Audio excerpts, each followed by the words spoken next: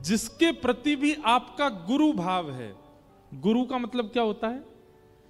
जिसकी आज्ञा मानने में आपको दूसरी बार सोचना नहीं पड़ता, उसकी कही गई बात आपके लिए पत्थर की लकीर है। ऐसा एक गुरु सबके जीवन में होना चाहिए। बहुत ध्यान से सुनिएगा। लोग बाग पूछते हैं महाराज जी गुरु होना चाहिए जीवन में? होना चाहिए, पर जिनसे दीक्षा ले ली उनकी बात नहीं मानते तो ऐसे गुरु का कोई अभिप्राय नहीं। गुरु कैसा होना चाहिए? जिनके मुख से निकली हुई बात पर आपको दूसरी बार चिंतन नहीं करना पड़ता। एक बार कह दिया, आपके लिए पत्थर की लकीर, आप करने लग जाते उस कार्य को। ऐसा गुरु सबके जीवन में होना चाहिए, चाहे वो मां के रूप में हो, चाहे वो पिता के रूप में हो, चाहे वो पत्नी के रूप में हो, चाहे वो पति के रूप में हो। लेकिन हां सुनिए एक बात, हमको सब चीज सिक्योर करके बोलनी पड़ती है, क्योंकि लोग कुछ भी सोच लेते हैं। पत्नी की आज्ञा सुधारने वाली होनी चाहिए तो ही वो गुरु है।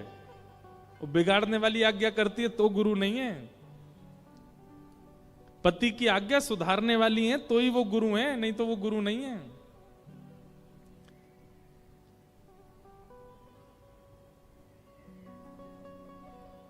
गुरु, गुरु शब्द का अर्थ क्या? गु कहते हैं अंधकार को और रू कहते हैं निवृत्ति को। जिसकी वाणी से, जिसकी उपस्थिति से, जिसके दर्शन से आपके हृदय का अज्ञान रूपी अंधकार समाप्त हो जाता हो, उसको गुरु कहते हैं। और ये कोई भी हो सकते हैं। दत्तात्रेय जी के 24 गुरु हैं। अगर आप चाहते हैं कि आपका मन परिवर्तनशील हो, आप जो विचार करो, परिवर्तन करना चाहो, वो तुरंत होने लग जाए, उसके लिए गुरु आज्ञा मानना प्रारंभ कर दीजिए। आपको भक्ति में वर्धन चाहिए, गुरु आज्ञा से हो जाएगा। और इसका सबसे बड़ा प्रमाण पता कौन है? हमारे ब्रजमंडल में प्रगटे श्री सूरदास जी महाराज। कौन? सूरदास जी। सूरदास जी के पास नेत्र नहीं थे, जन्म से ही नेत्र नहीं थे। कहीं कहीं कथा ऐसी आती कि वो जन्म के बाद नेत्र थे, पर उनको कुछ बीमारी हुई जिसके बाद उनके नेत्र चले गए। कहीं कहीं ऐसा लिखा है कि जन्म से अंधे थे। लेकिन सूरदास जी, उन पर श्रीमद् वल्लभाचार्य जी की कृपा हुई, और जैसे ही वल्लभाचार्य जी की कृपा हुई, सूरदास जी बिना नेत्र के होते हुए भी ठाकुर जी की नित्य लीलाओं का दर्शन करते थे। हम नेत्र होने के बाद भी ठाकुर जी का वैसा दर्शन नहीं कर पाते जैसा बिना नेत्रों के सूरदास जी दर्शन करते थे। प्रसिद्ध कथा है, थोड़ी सी कहूंगा, कि सूरदास जी रोज जाकर के और ठाकुर जी के रूप का वर्णन कर देते थे। आज ठाकुर जी ने पीली पोशाक पहनी है, सिर पर 5 मोर वाला मोरपिच्छ धारण किया है, आज ठाकुर जी ने मोतियों की लड़ पहनी है, आहा, कानों में मकराकृत कुंडल, मकराकृत कुंडल मतलब मगरमच्छ की आकृति वाले, इतनी गहराई से वर्णन कर देते थे ठाकुर जी के श्रृंगार का।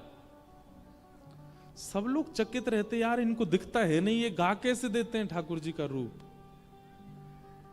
एक दिन पुजारी जी ने ठाकुर जी को वस्त्र नहीं पहनाए, केवल एक कौपीन पहना दी, छोटी सी कौपीन, और गले में मोतिन की माला पहना दी। जैसे ही पर्दा खोला तो सूरदास जी से कहा, सूरदास जी आज बता के दिखाओ ठाकुर जी कैसे लग रहे हैं। ऐसा हो सकता है ये रोज सोच के आते होंगे, आज पीली पोशाक के बारे में बोलूंगा, आज नीली पोशाक के बारे में बोलूंगा, और संभवतः ठाकुर जी वैसा ही पहन लेते हैं। आज हमने ठाकुर जी को पोशाक ही नहीं पहनाई, आज गा के सुनाए। बताइए सूरदास जी ठाकुर जी कैसे लग रहे हैं।